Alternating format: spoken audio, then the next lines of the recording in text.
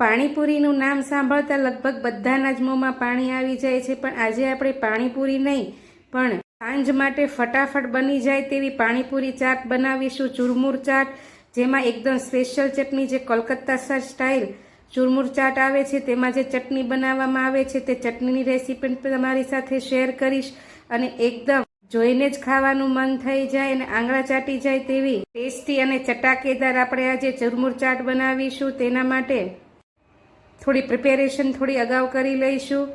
6 થી 7 નંગ જેટલા બટેકા વજનમાં મીડિયમ સાઇઝના લીધા છે, એટલે 250 ગ્રામ જેટલા છે, અને 1 વાટકા જેટલા ચણાને મેં અહીં પલાળીને 5 કલાક માટે રહેવા દીધા હતા। સરસ એવા પલળી ગયા છે। ચણાના પાણીની સાથે જ આપણે તેને કુકરમાં એડ કરી દઈશું અને સાથે 6 નંગ જેટલા બટેટા પણ એડ કર્યા છે। સ્વાદ પ્રમાણે મીઠું એડ કરીશું અને થોડું જરૂર મુજબ પાણી નાખીને હાઈ ગેસની ફ્લેમ ઉપર આપણે 3 વિસલ કરી લઈશું। 3 વિસલમાં ચણા અને બટેટા બંને એક સરખા બફાઈ જશે।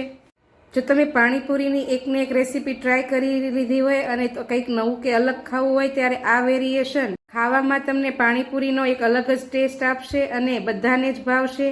હવે ત્યાં સુધીમાં આપણે તેની ચટણી બનાવી લઈએ। મિક્સર ગ્રાઇન્ડરનું ચટણી જાર લઈ લઈશું, તેમાં 3 નંગ જેટલા તીખા મરચાં, 4-5 લસણની કળી અને 1 ઇંચ જેટલો આદુનો ટુકડો લઈ લઈશું। આપણે 10 થી 15 આપણે ફુદીનાના પાન લીધા છે। અડધા વાટકા જેટલા આપણે લીલા ધાણા લઈ લીધા છે।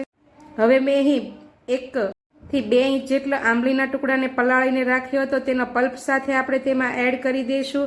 આ રીતે આમાં આંબલીનો પલ્પ નાખવાથી ચટણી એકદમ ટેસ્ટી બને છે। હવે સ્વાદ પ્રમાણે મીઠું એડ કરીશું અને આંબલી પ્રમાણે 1 ચમચી જેટલી ખાંડ એડ કરીશું અને આ બધું જ તે આપણે મિક્સરમાં એકદમ સ્મૂથ એવી પેસ્ટ થઈ જાય તેવી ચટણી બનાવીને તૈયાર કરી લઈશું। આ ચટણી તમે પાણીપુરીના પાણી માટે પણ બનાવી શકો।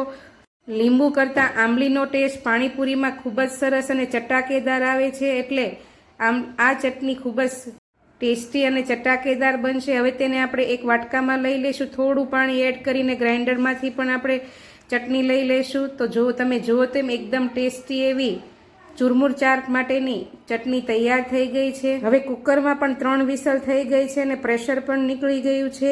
ખોલીને આપણે ચેક કરી લઈશું। થોડું ઉભરાઈ ગયું, તમે જુઓ તેમ એકદમ ગરમ છે।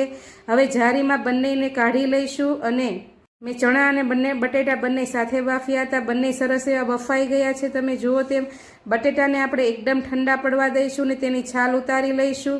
હવે આપણે ચુરમુર ચાટ બનાવીશું। મેં અહીં 15 થી 20 નંગ જેટલી એકદમ ક્રિસ્પી એવી પાણીપુરીની પૂરી લીધી છે। હવે તેને આપણે હાથથી આવી રીતે કે પછી કોઈ પણ વસ્તુથી એકદમ આવી રીતે અધકચરી ક્રશ કરવાની છે। નાના મોટા ટુકડામાં એકદમ ઝીણું ક્રશ નહીં, પણ આવી રીતે ગ્લાસથી કે પછી હાથથી આપણે એકદમ ક્રશ કરી લઈશું। તમે જુઓ તેમ પૂરી એકદમ ક્રશ થઈ ગઈ છે સરસ એવી। હવે તેમાં આપણે જે બાફીને બટેટા રાખ્યા હતા છાલ ઉતારીને, તે ઠંડા પડી ગયેલા બટેટા હાથથી આપણે આવી રીતે મેશ કરીને લઈ લઈશું। આ ચાટ મેં અહીં 3 વ્યક્તિ માટે બનાવી છે, તો 3 નંગ જેટલા બટેટાને આવી રીતે આપણે મેશ કરીને લઈ લઈશું। અડધા વાટકા જેટલા બાફેલા ચણા એડ કરીશું। 2 નંગ જેટલી ઝીણી સમારેલી ડુંગળી જે મેં કાપીને રાખી હતી તે એડ કરી દઈશું। જે આપણે ગ્રીન ચટણી તૈયાર કરી છે તે ટેસ્ટ અકોર્ડિંગ લઈશું। મેં અહીં 2 ચમચી એડ કરી છે, તમે તીખું સ્પાઇસી ખાતા હો તો વધારે એડ કરી શકો।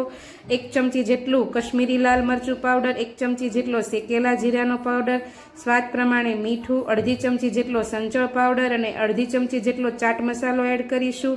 થોડા એવા ઝીણા સમારેલા લીલા ધાણા, અડધી વાટકી જેટલી ઝીણી સેવ, આ બધું એડ કરીને હાથથી આવી રીતે બધું બરાબર મિક્સ કરી દઈશું। ચાટ આવી રીતે હાથથી જ મિક્સ કરવાની। આવી સરસ એવી મિક્સ થઈ જાય એટલે તરત જ આપણે તેને સર્વ કરીશું, એટલે થોડી એવી ક્રિસ્પી રહે। જો વધારે સમય પડી રહેશે તો ક્રિસ્પી નહીં રહે, એટલે આપણે તેને તરત જ સર્વ કરીશું।